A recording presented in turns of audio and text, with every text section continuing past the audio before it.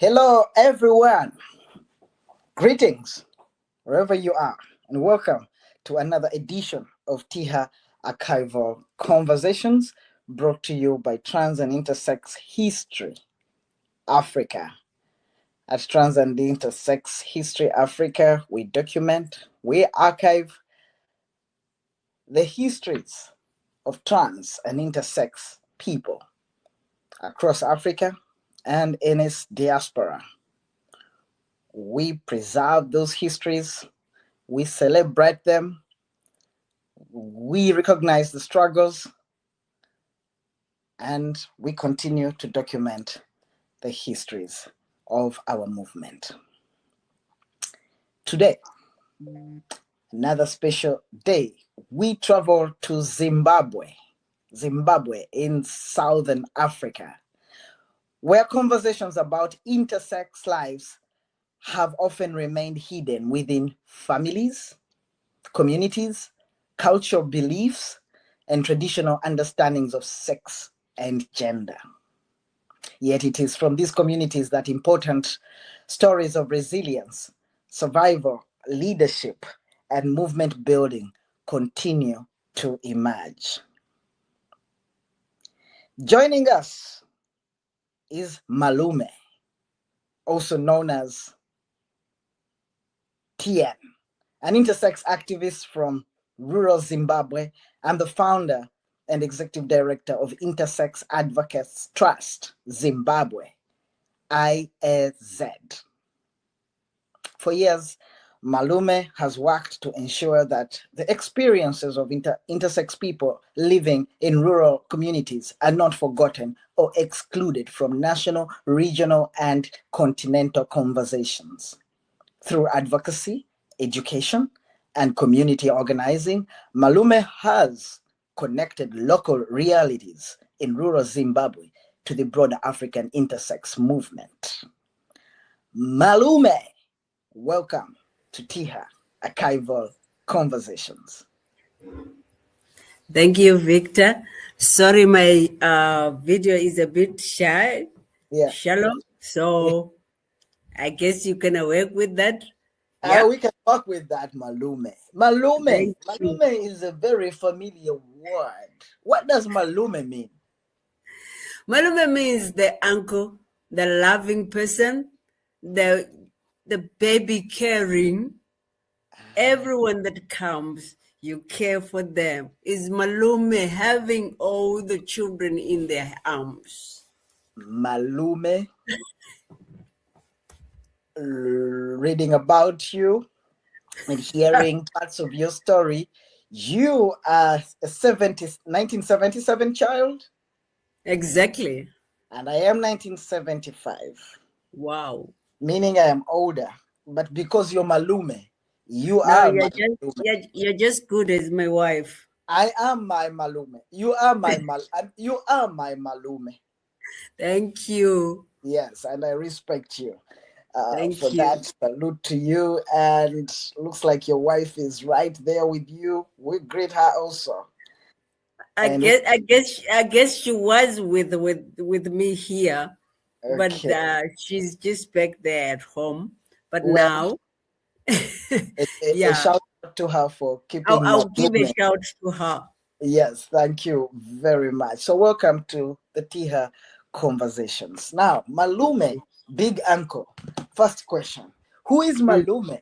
For those who do not know you at all, who have never met you, who have not heard about this big uncle. Who is Malume? Right. Malume is just somebody that is free, somebody that welcomes everything, somebody that accepts challenges, somebody that works within the limits that they accept. But then Malume is in another version. Malume is the founder of the Intersex Advocate Trust Zimbabwe. Right. And then Malume, in the personal way, Malume grew up in an orphanage. Okay. Malume was raised in an orphanage. Malume worked in different tough societies, and Malume is one person that can hold the struggles that are happening and want to see somebody surviving without realizing that they're in the same struggle. Right. Well, we still welcome Malume to the show.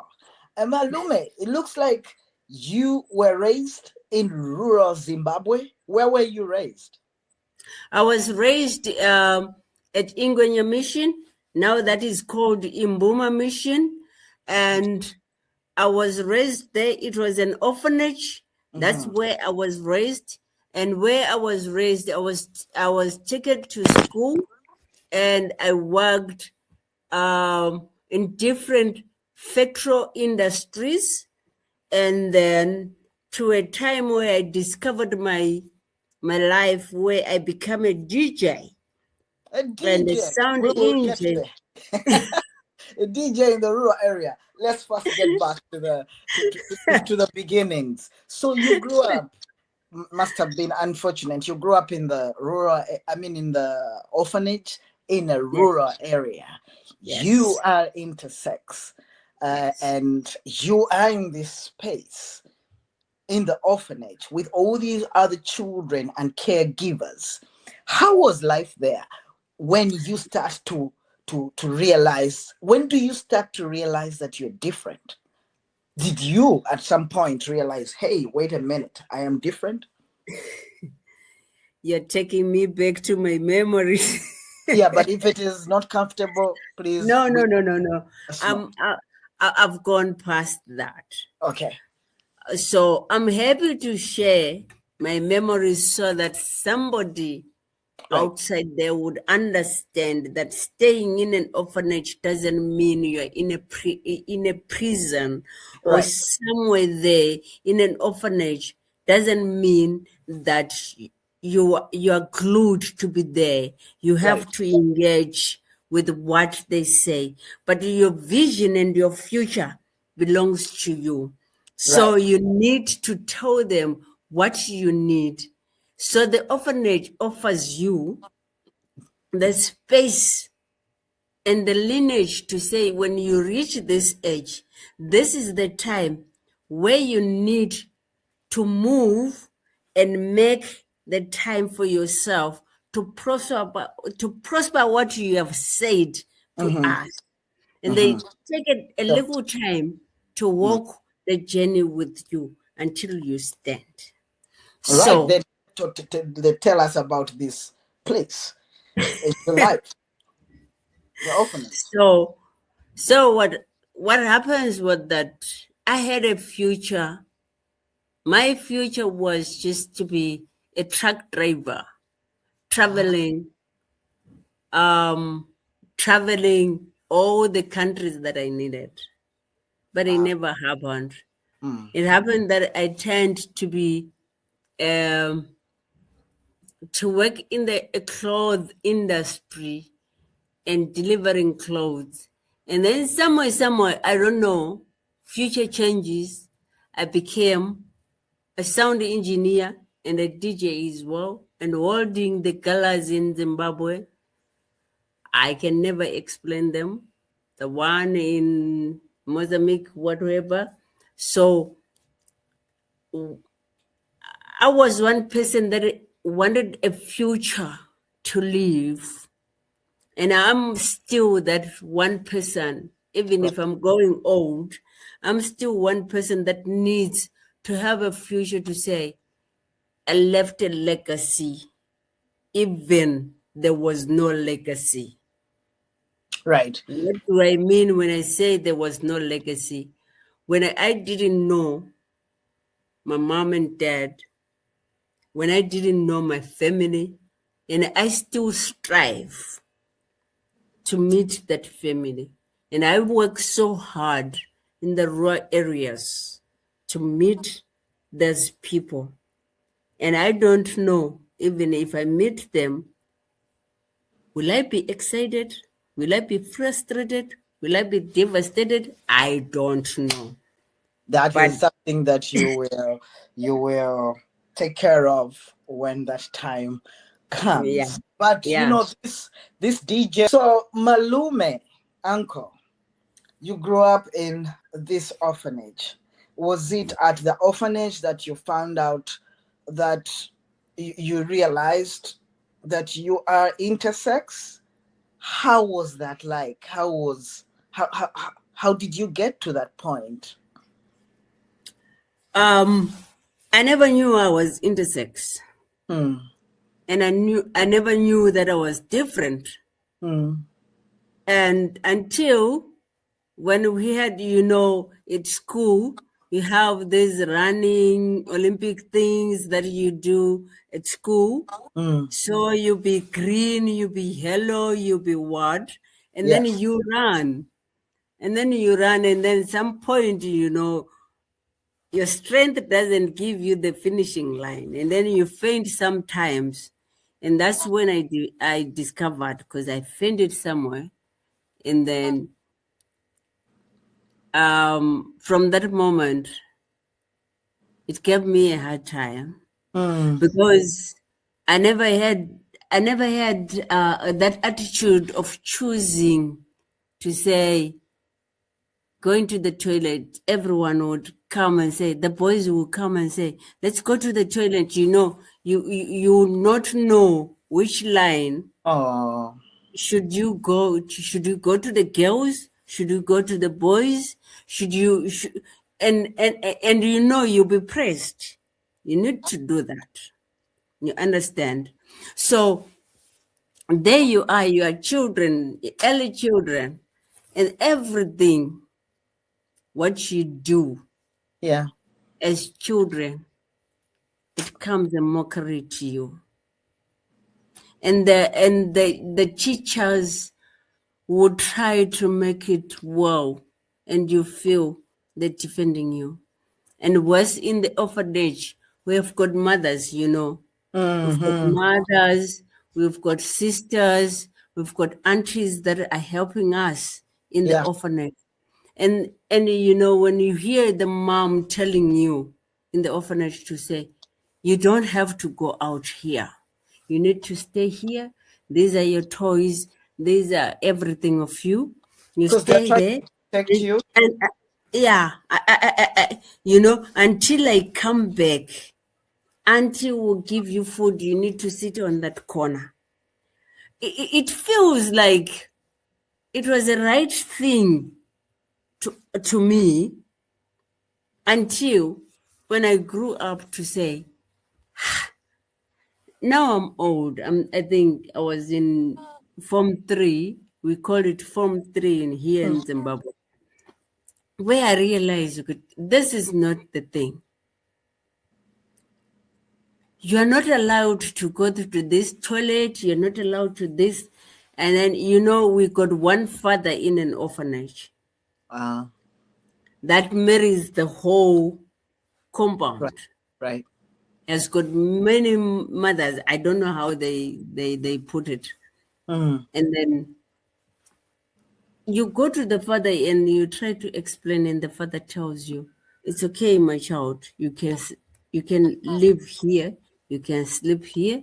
You can be here. And then you wonder. Then there was this question I asked, why am I being isolated from everyone? At that point, all this time, you didn't know why they are, Exactly. Oh. Exactly my point. And then when I was about to leave the orphanage, was like in Form 3, that's when I was being told to say, you're different from everybody. The mothers told you that? No, the father told me that the reason why we're doing this, a special care for you, is that you're different.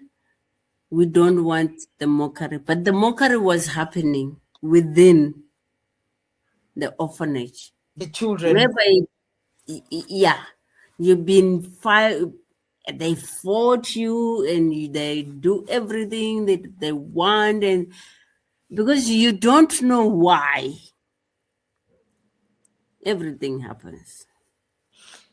That and then when very difficult time for you, Malume. And I'm wondering this. And I'm sorry that you had to grow up in that situation. I'm wondering, was there a name or names or words that the children used to describe you, or the father or the mothers, or even outside in the community? Were there names already for intersex? So the names, it wasn't an intersex person. But I don't know whether in your language you can try to Google. It was called Ingugubili. Meaning somebody that has got two items. So Right. that's what you were being called. This is a Ngugubili. So by that time we didn't know what it meant. Yeah. Until now that we have learned that it was Yeah. it was saying this is the person that is like this. This is the person like this. At what time? So even if they knew about it, they never wanted me or us to know what exactly it means. Right. Yeah. So we lived with a fragile. We lived with a thing that we couldn't understand. Why people are running away from me? Why people are not understanding me? But the people behind knew the reason, but you don't know the reason why people are running away from you. And And nobody ever explained to you anything before that. yeah. They were probably also green about it. Yeah. The only thing that was explained was when you know there's a certain age where you move out from the orphanage. Yes. Right? And then you have to do living outside the orphanage, right? And you're being given time that they will support until you get your life on, right? So that's when the time I got to understand to say, you are different. Right. And the way you are different, it's very difficult for us to explain it. But we guess, even in your own life, now that you're old, you're understanding it. Although there was some other conversation to be asked that I never shared, that I would ask to say, why am I like this? Why is this happening to me? Why is this like this? Right? Because hormonal things tells you everything. Right. But what I'm glad with is that I never go to that seizure thing. Even now, when I'm old, I think I still debate myself with it to say, should I do it or not? Even if I'm an activist. Your childhood, your adolescence were really very challenging moments for you. I cannot imagine going through life without explanations, without, without understanding, but, knowing that things are different.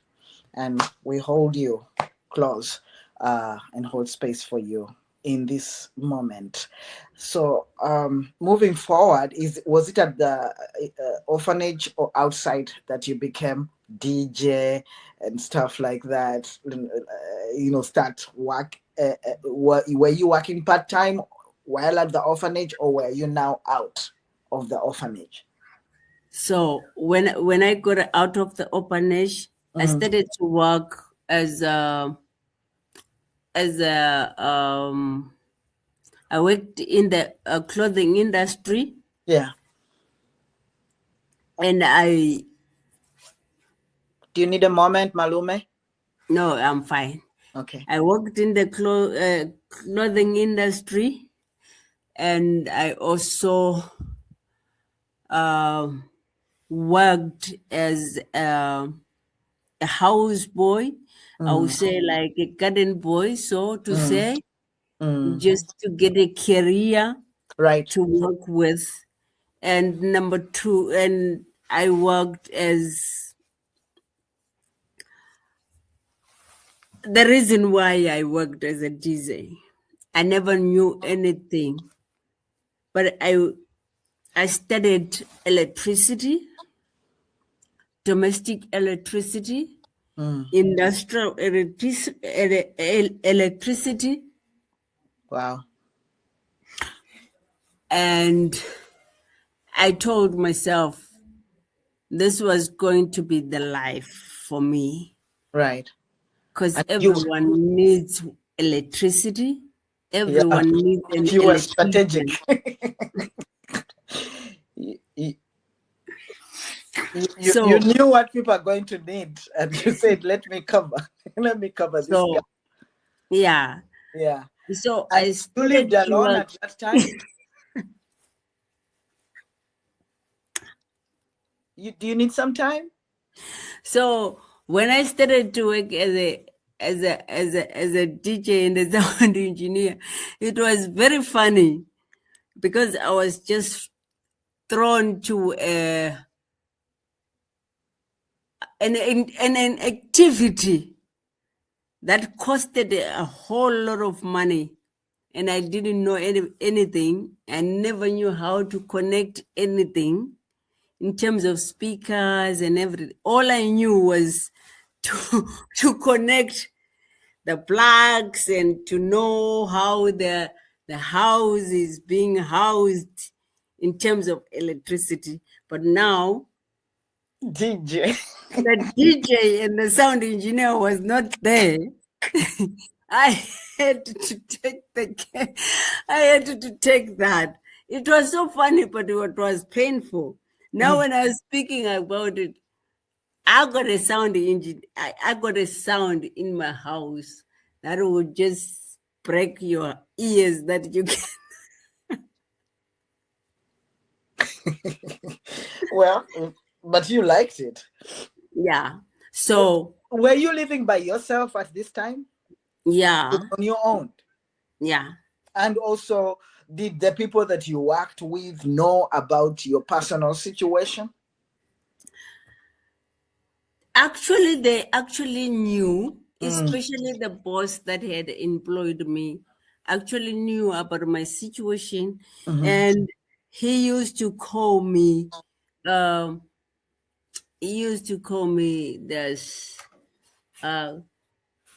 the boy, whatever, homeboy, whatever, boy or girl, something like that. Right. You know. And then at first, then he grew up to come to a name that he gives me, that I love you. You are a tomboy. And I never understood. You know how it is. I never understood that you are a tomboy. And I was like, what does it mean to call myself a tomboy? Then years when I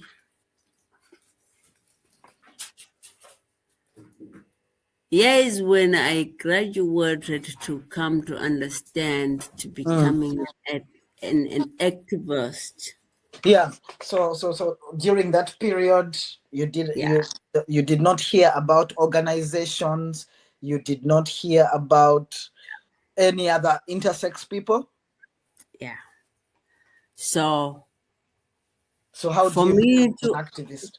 to know organizations and everything, the job that I was working as a DJ,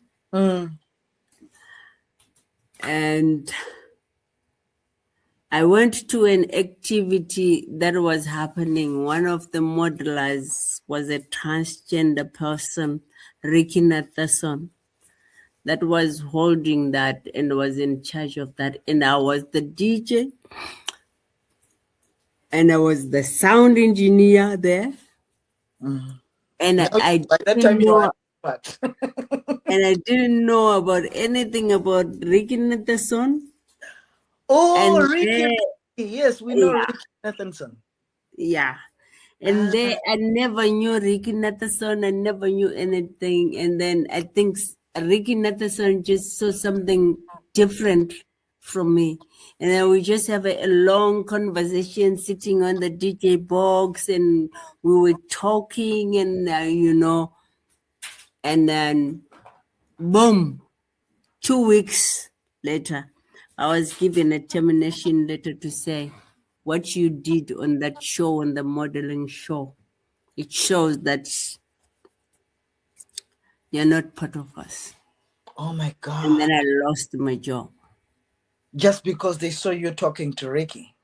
And I didn't even know Ricky was trans, and Ricky didn't even know I was an intersex person. Oh, Ricky no. came to the desk to say the music that we need. This is the music that we need for the modelers and what, and we just hugged each other and we just felt each other, and then that was it. So, I just oh lost my God. So this event for the models was in the city, or had Ricky come to the rural area? It was in the city. Ah. And it was a queer show. Yeah. Wow. And so your boss is like, we can't deal with you. You know these people. You might be one of them. And I thought it was a joke. Which year was that? It was 2007. Oh my God, that is really, really sad. So then you leave this job, and then what? Then when I left the job,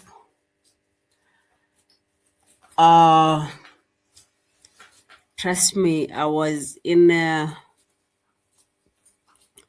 suicidal moment that you could never understand.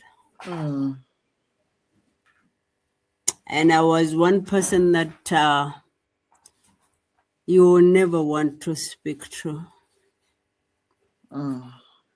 Because even if you want to share a good idea with me, it was just something else to say, maybe you want to kill me, or maybe you want to use me. Yeah. What am I living for? And then God turned tables around. I had to use the word fiancé or partner. I always want to use the word to say. At that point, it was a fiancé. She worked in a health environment. She's a healthy caregiver. She works in the hospital and gives all the necessities that is needed for everyone, right? In the hospital, right? And then she happened to get to a point where she was invited to, because she's a matron in the hospital. Right. So matrons always are being given the first priority to get these kind of activities. So she was given that kind of priority to attend that meeting for 3 days. It was kind of like one of the hardest things that she could explore. What kind of meeting was it? It was an engaging of the healthcare workers, like the picture that I show you, but that was a different, because that one is ours. Theirs they didn't share with us. So it was shared, and then it was one moment where she understood me before anyone understood me. And it was hard for her to say, how would I tell this person this is what is happening? How will I say it? How will this happen? Right? But she got the braveness of saying, I need you to meet those people, Ricky Nathasan, Mojalifa, Talenti, just a whole, Sean Masego, you know Sean? Sean, no. Sean, the one that started the organization, the SRC Sexual Rights Center.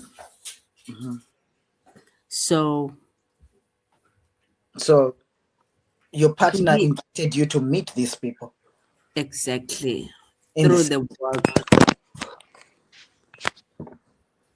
Through the work that she was doing. Right. She is my source of pillar. She's my, I don't know what I could say, but she's my strength. I'm glad you have her in your life. Yeah. Yeah. I'm glad I have her. So did you remember Ricky when you met this group? Then when I met Ricky, I was like, you idiot. You remembering the DJ event? And I was like, you idiot, you made me to lose my job. Exactly. But it wasn't that on an offensive way. Right. But it was in a way to say, Jesus Christ, now we are meeting in a different way. Right. Exactly. In an encouraging way to pursue our dreams. And then which year was this when you met again? This was 2010. Okay. And then we sat down. You know Tino Arashe, the recent guy that passed away right now. So we had to sit down, and then we work with Staff Aid. When we worked with Staff Aid asked us to say, you guys, can you collaborate and make an organization? Right? Yeah. There was a T, there was an I, there was a B, there was everything. Yes. So other people separated from us. And then the T and the I, we stood together. And then we came up with an opposition to say, why can't we let the T work on their own and the I work on their own? So that's where it came for us to form this organization. The T work on their own, and then that's when this organization was formed. Is that the formation of Intersex? Yeah. So because of the that you lead? Yeah. Staff Aid made us to say, you guys, you got potential. You could call out there and then speak to the people. And then you are the real people that can change lives for the people. And now, because as sub-aid, we can't do that because we are not there. And then that's what happened. And then we started to separate, to say the Harare guys are going to deal with the transgender people. And then I will here do the intersex people. And that was going to be the intersex people in the rural area. Yes. And then we came together as a sector here in Zimbabwe to say there's an LGBTIQI. So I can't go to Harare or to any other province that is against the South region. So we formed another organization that is called ICOS. ICOS. Yeah. So they're working, we just divide ourselves in the Mego. They work there in Harare, and then I work here in Matabeleland and everything. Can I have a cup of tea? So they work in the northern area of Zimbabwe. And this then is an intersex organization. This IAZ is working on the southern organization. You said Matabeleland. Yeah, Matabeleland. Yes. Right. Yeah. Wow. So IAZ comes in 2010. Yeah, and it was formally formed in 2016. Okay. Congratulations on that, Malume uncle. In Matabeleland, it was Matabeleland, formally registered in 2020. 2020. Okay. Well, Yeah. it started its work way back in 2010. And what were the issues? What did you see as why this organization should start? What were you dealing with? Had you identified intersex children or other people in Matabeleland that needed your support? In Zimbabwe, they are encouraging you to start the organization. Was it needed in Matabeleland? When I started the organization I looked. Thank you. Cheers, Malume. Cheers. Thank you. So when I started the organization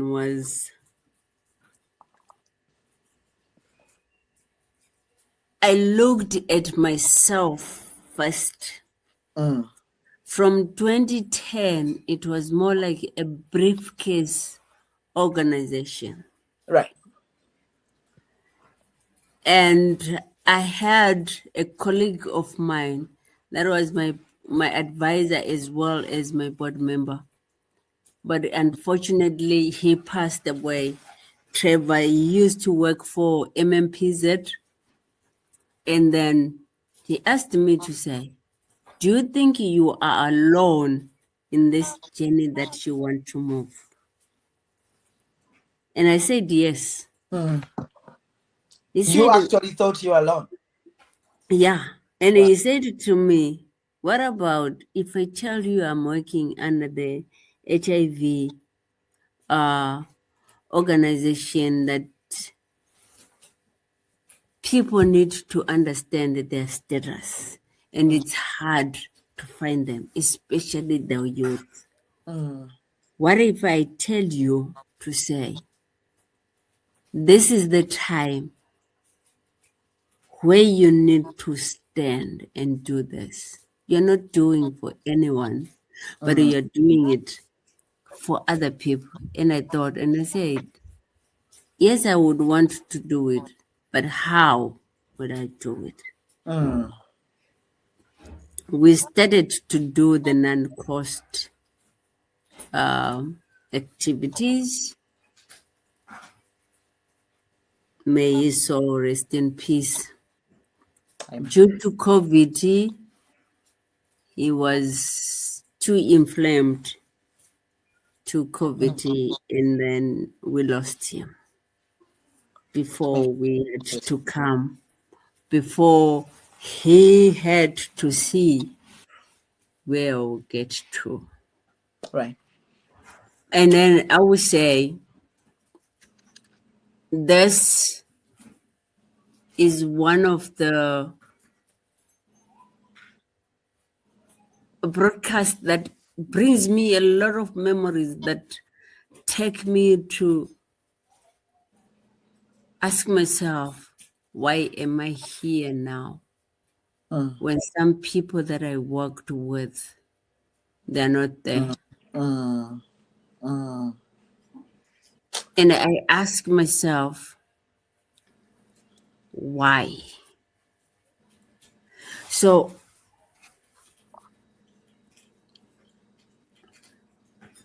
I think briefly what I can tell you is that we worked a lot of journey with different people, and we walked a lot of journey, including Julius. I never knew Julius until Ricky Nathanson introduced Julius to me in one of the conference that it was my first time to ride an aeroplane going to South Africa. That's Julius from Uganda? Yeah. It was my first time. And that was the first time for me to meet Julius, to meet Theo, to meet everyone. And I was like, wow. Right. Thank God the community is connected. But what were you taking with you there? What was happening in the rural areas? What were you doing? Were you working with families or adults? So the reason why I had to take my work to the rural areas was I grew up in the rural areas. We had nothing. Yes. We have nothing. And now that somebody gives us something, right? Why would I be stingy? I should go there to them and pray and pay. It's more like paying the bride price to say, I grew there. I like how you say it. Let's start from here. Even if I don't have anything, even if it's a project, income generating project, building, having vegetables being planted there, at least that got $200. Yeah. So these things that you were doing, had you identified intersex people at this time in Matabeleland? We have already identified those people there. And then what we need now, that becomes our challenge, is that we need to build an orphanage. That's the IAZ dream. To build even if you don't build, just to rent somewhere where we can take care of these people that are being abused. These children that are being abused, we put them in the safe house. The intersex children? Yeah. I will call it a safe house. If we manage to get a safe house, and this will help us, it becomes, we started as a safe house, but as long as we go, it will become an orphanage to put everybody to be safe. Because my dream is, I don't want any intersex person to live the life that I have left. I've lived. Right. And that is a big part of your mission. So right now in Matabeleland, are you meeting with families that have intersex children? Yes, And what we've are the got challenges there? What like are they informed? Are they we all right. We got support groups with the caregivers and the parents different, and then we've got in every district we've got support group for the caregivers and uh, the guidance, and then we have support group in the same district with the intersex persons alone, so that they will share with us how they feel, how they are being treated at home, how they everything is working. And then we get the information on the other side, on the caregivers and the parents. And then we mix together. And then as an organization, we try to put it together to say, how do these people work together to have a joint thing? Mm. so in Matabeleland, the different districts since you started around 2010.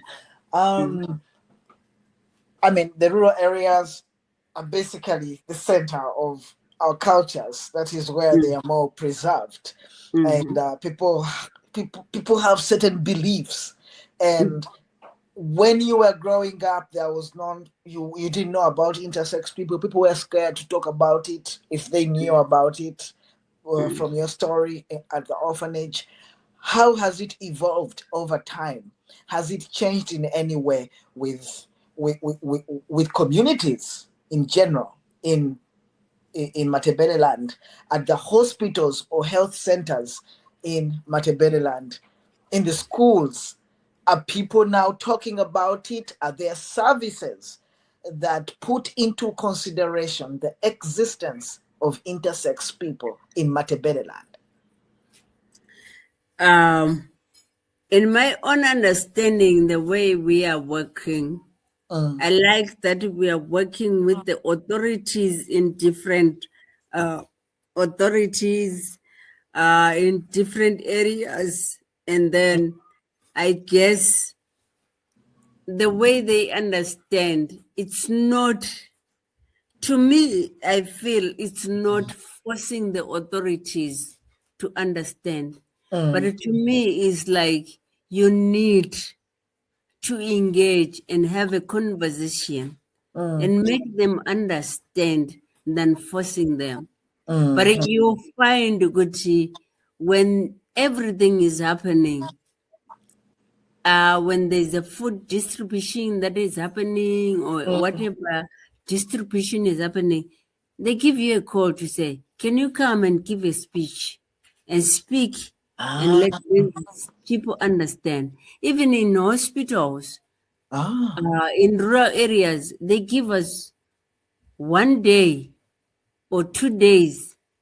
Like I would say, in a month, they give us 4 days to come and say, you speak with pregnant ladies. Wow. That's the rule. That's the rule. You speak with pregnant ladies, not anything else. You get to maternity ward and you speak with those people. That is it. That's the MOU that is there. But then now, when you breach the contract, we tend to find ourselves to say, these people hate us, but these people want to work with us. Right. And then you find, Kuti, when you work with the authorities and you abide with what they want, there is always a bridge and a clause that happens in the MOU.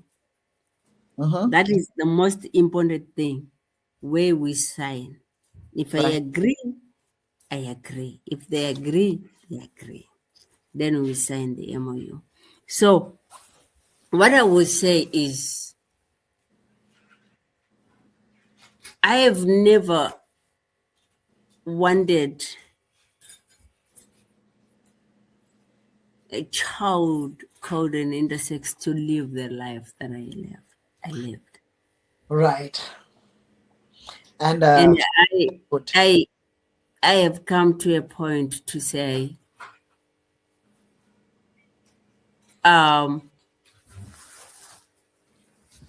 whatever it takes. I know. Yeah. We may share our stories right now. Yeah. And you're far away. But what is happening in our country, it's a different way. Right. Especially in the rural. That's why I was telling you to say right now, my mental health. Yeah, I mean, I understand, and that is why it is important for us to share stories and see where, especially here at Trans and Intersex History Africa, to see where we come from as a trans and intersex people in Africa, because your story is part of the bigger, of the big intersex story in Africa. Somewhere I saw a picture of you. I don't know if it was traditional leaders, but I know that you, in some way you have worked with cultural leaders in the region, in the sub-region there. Why and what do you do with them? Why do you work with the traditional leaders and what do you do with them? So the reason why I work with the traditional leaders, I'll start with the traditional leaders because that picture has got a studio. Do we have a picture where Uncle is working with traditional leaders? I think definitely not this one, the other one. No, that's one, right? This picture is containing the health care workers, the religious workers, the traditional workers. Why did we do that? Yes. The reason was we needed to put these people together, right? The healthcare workers are the people that receive a child, right? The first people that receive baby as they come out. Right. And start announcing, oh, it's a boy, it's a girl, it's a this.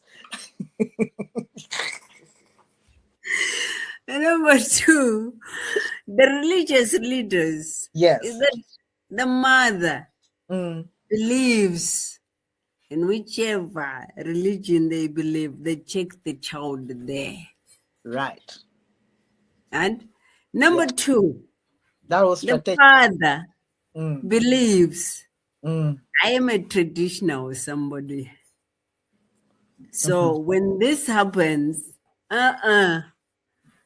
somebody has done something. So we need to go to the traditional healer. So we needed to bring them together to understand their view. Right.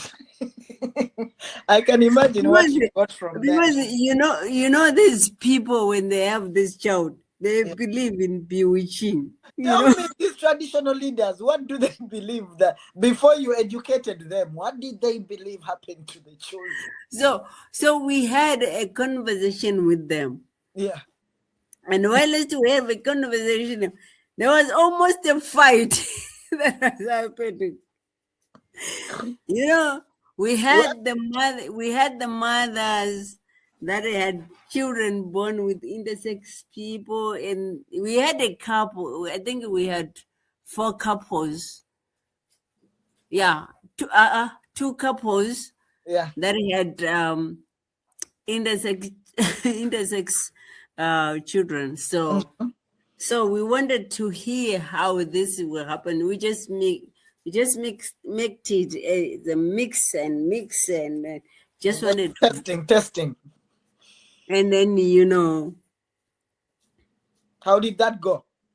it was so stressful. I'm telling you, it was very stressful. I can imagine. Because the traditional leaders believe it was a bewitch. The religious believe it was what? The devil came down. Aha, back to the sender.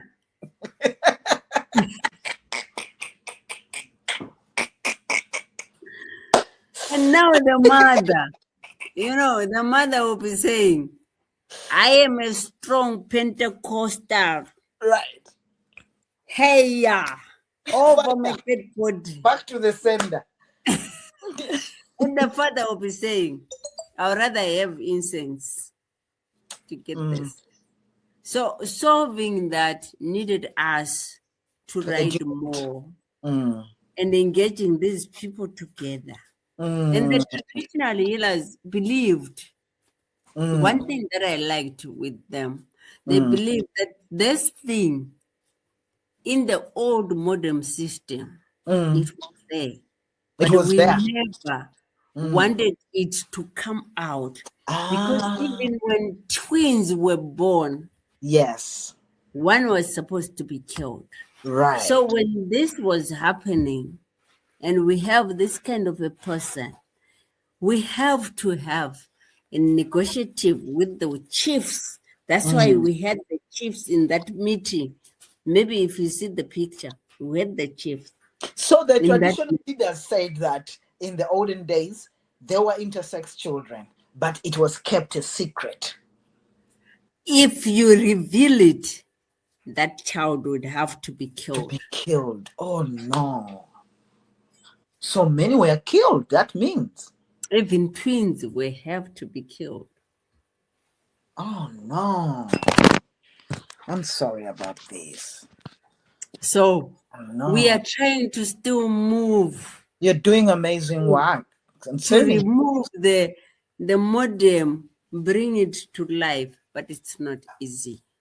But I think you're doing amazing work, because imagine that belief long before you came in with this work. This is what a lot of people believed. And now you're reaching out to the leaders who will then reach out to the community, who the community will listen to. I think that is amazing. Thank you so much. And kudos for what you do. That is big work. Like, you're reaching out to those members, the traditional leaders, basically the authorities, all the authorities. And you're educating the women before they have their children. Thank you for what you do. Yeah, thank you so much.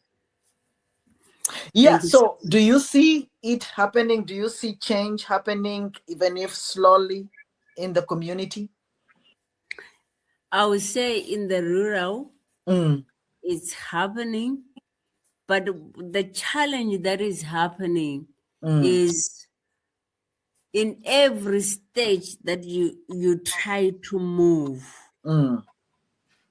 As long as we are working with the authorities, the government, as long as they try to say they win the people because they want to have a campaign or something. But when you have the activity that you want to do, you know how these programs work. So the government, when they interfere and they come maybe with the fertilizers and they come with this, they destroy the whole thing that you want to do. Because why am I saying this? This PVO bill that we're having now in Zimbabwe. So you want to have an activity that you're doing that is too numerous and it's too high, that you have withdrawn the money that is much more than they expected, they have to be involved. Right. So now, because you don't want to lose anything, yeah, one of the government interferes has to be there to oversee what is happening. And they have to give a speech, and that dilutes everything. Right. It is PVO. What is PVO in full? It's a bill that is it's one that I'm just, my mental health is not okay. That's it's fine. a We know bill. it as PVO. Yeah, I'll send it to you. But it's a voluntary, whatever organization now that has to be under the government, because we have already signed I think they're doing I'll send it to you. kind of things in Africa. And it is sad because it's limiting how much work people can do with communities. And yeah, because every money that is coming from the outside the country. Yeah. So you need to be accountable of that. So you need to pay a certain tax to the government, which you have to pay almost like 43% of the money that you have to the government. Gotcha. Wow, you're doing amazing work, and this is very interesting hearing the challenges where we had never even thought about. I have never thought about life of an intersex person in an orphanage. This is huge, and I think that we need to extend our eyes to that and arms to that kind of spaces. And I'm so glad that you care about this, and you even want to do more for other children who could go through the same kind of situation as you. And I see that you're doing amazing work in the rural areas, but also connecting the rural area to the larger Africa or large urban area. And it sounded like you met regional activists, international activists, connecting your work to the other work. What differences, or like, are there differences you've seen between rural work and the work done by urban activists? Is it meeting nicely? Are you connecting nicely with these other activists who do not serve rural areas? I think I'll ask. I'll answer that question to say,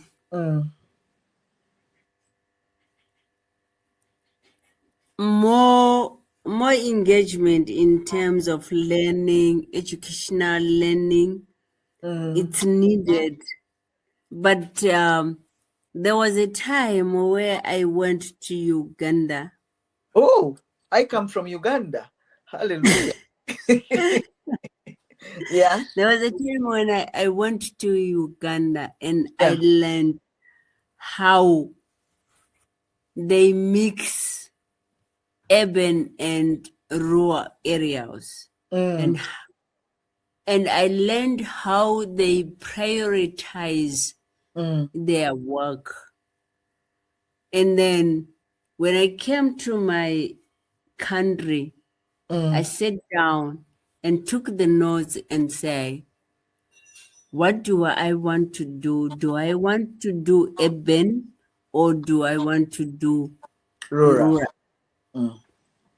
And I sit down and I say, I qualify to the rural.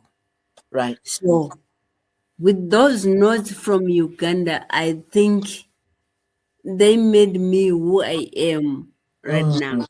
Even if I'm not to that an extent of saying I'm happy. Right. Job, but I'm still. They added value to what you do. Yeah. So I guess I still need them in my life. Right.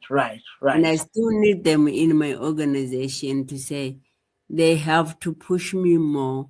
Although right now we don't have funding, we're working with income generation that we're doing. We are doing vegetables, planting, whatever we are, Yes.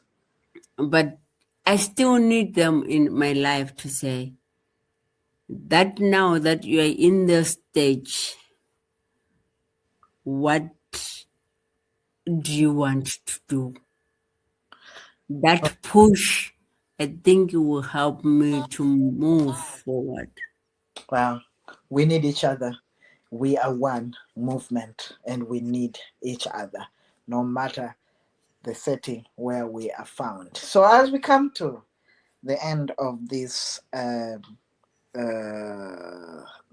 first interview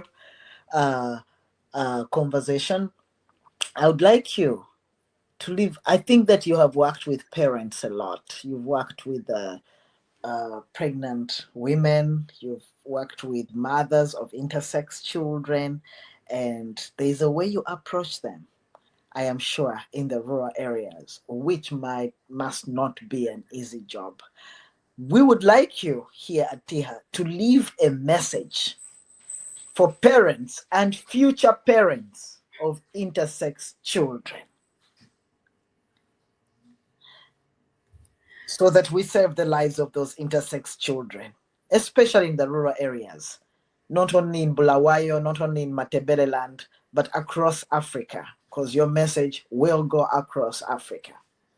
If you're willing to do that, we will leave you on the screen alone. You introduce yourself very briefly and leave a message for parents and future parents of intersex children. I would do it when you're there. Okay, let's do it. So you're going to just talk to people, a simple message of, should they take their children? I just need to breathe. We can also breathe together. We've been taking coffee together, so we breathe together and cheers. Cheers. Malume uncle. So a message to parents and future parents of intersex children. What should they do?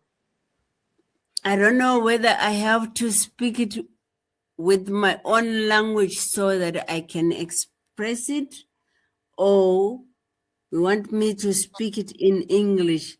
But I thought I was going to put it nicely with my own language. Then do it in both languages.